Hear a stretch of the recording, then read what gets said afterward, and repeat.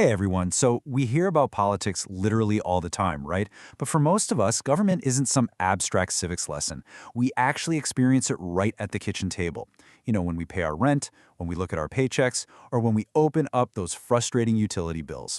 Today, in this explainer, we're unpacking the ballot and the bottom line, and we're going to connect those everyday kitchen table economics directly to the ballot box. Okay, let's dive into this. Here is our roadmap for today. We'll be covering economics on the ballot, who controls your money, the voter participation gap, the policy chain reaction, and finally, accountability beyond the ballot. All right, Section 1, Economics on the Ballot. Let's talk about what's actually at stake here. Most people experience government policy through the very real, daily financial pressures of just trying to live and thrive. We're talking about things like housing and zoning, wages and labor protections, healthcare and medical debt, education and student loans. Then there's household debt and bankruptcy, small business opportunities, AI and job displacement, government spending, land ownership, and of course, the overall cost of living. Every single one of these everyday economic issues is shaped, either directly or indirectly, by political decisions. It's like a giant web connecting your wallet to the government. Now, when we talk about the impact of these issues, we're usually talking about the 99%. And just to be clear, this isn't some strict government tax bracket. It's the broad majority of people, basically us, who depend on wages, retirement income, small businesses, or public services, rather than having vast stores of inherited wealth or massive institutional influence. If you're a renter, you can't just personally rewrite your city's zoning laws. If you're a worker, you can't unilaterally change federal overtime regulations. Fixing these issues absolutely requires collective action. So the crucial point is this. Voting isn't a magic wand that instantly solves every hardship overnight. It doesn't mean every single campaign promise automatically becomes law. Rather, voting is the critical gateway. It's the specific mechanism we use to assign the public authority to write laws, approve budgets, appoint regulators, award contracts, and enforce those protections we rely on. Moving on to Section 2, Who controls your money? We're breaking down power by jurisdiction. To actually fix economic problems, we need to know exactly who holds the keys. Demystifying jurisdictions is absolutely crucial. Honestly, a lot of frustration with politics happens simply because voters blame the wrong office for a problem. Take the federal government. They handle federal taxes, bankruptcy laws, and national spending. But then look at the state level. States often control property insurance rules, utility regulations, Medicaid administration, and a ton of education funding. And finally, local government. This is where your zoning, property taxes, building permits, and local school budgets are decided. We can see this contrast even more clearly when we pit the president against local power. The president of the United States does not approve your city's zoning map or set your property taxes. They just don't. But city councils and mayors absolutely do control local housing development, water rates, and code enforcement. It's fascinating, really, because local elections usually get a fraction of the media attention of a presidential race, yet they often wield the most immediate, direct power over our actual homes and neighborhoods. Okay, Section 3, the voter participation gap. Let's move to and see how this builds by looking at who actually shows up. Now that we know what's at stake and who has the power, let's look at the hard data. According to the Census Bureau, 65.3% of the voting-age citizen population reported voting in the 2024 presidential election. Now, to put that into perspective, that represents roughly 154 million people, which is a massive number. But it also means that roughly 1/3 of all voting-age citizens just stayed home. And this brilliantly illustrates that the participation gap is not distributed equally at all. When we look at family income, a striking pattern emerges. For families earning under $10,000 a year, reported voting was 44.5%.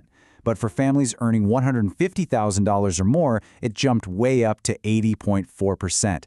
That is a massive 35.9 percentage point turnout gap between those income brackets. We see a very similar systemic gap with education.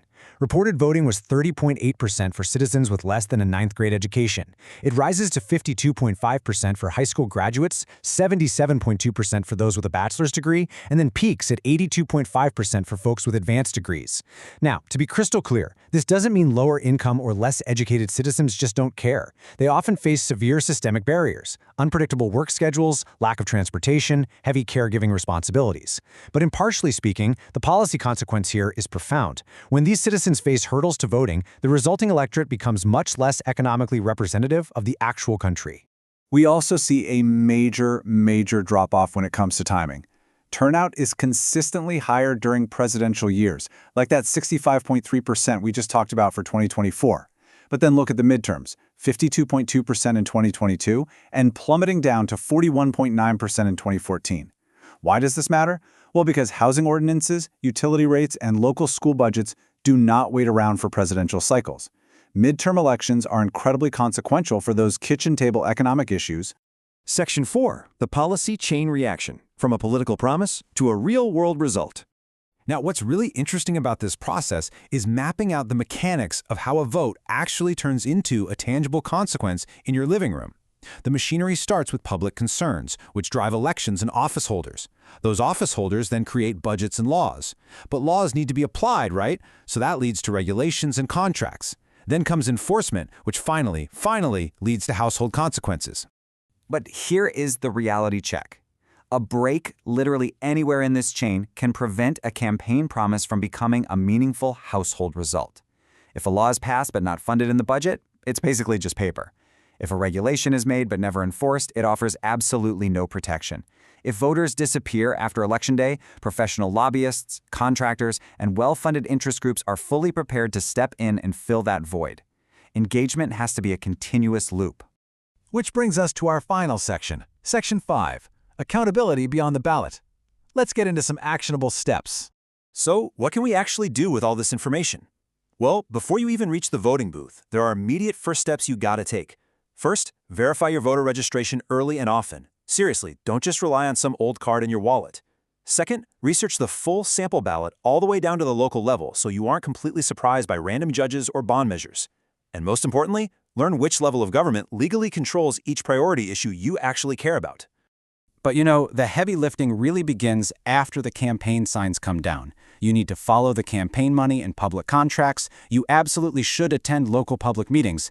Actually, it's wild, but many zoning and tax incentive decisions are made in rooms with almost zero public present. Track your elected officials' actual votes and their budgets, not just their glossy campaign speeches. And lastly, organize around measurable demands. Let me show you what a measurable demand actually looks like. If you tell a politician to just fix the economy, that is way too broad. It's completely impossible to enforce. But compare that to demanding they publish utility disconnection data or reduce small business payment time to 30 days. Those are specific, they're measurable, and they're trackable. Politicians cannot easily wriggle out of a highly specific demand. To help you evaluate any new proposal you encounter, here is a super simple toolkit. Just ask these 5 questions. Who benefits? Who pays? Who actually decides? Who enforces it? And how will the public know it worked?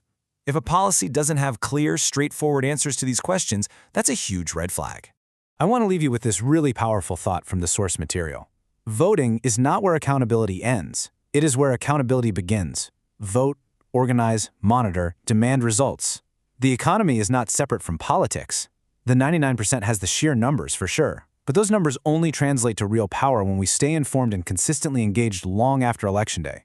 So I leave you with this question to ponder. Now that you know exactly how the system works step by step, what is the first measurable demand you're going to make in your own community? Thank you so much for joining me for this explainer, and keep learning.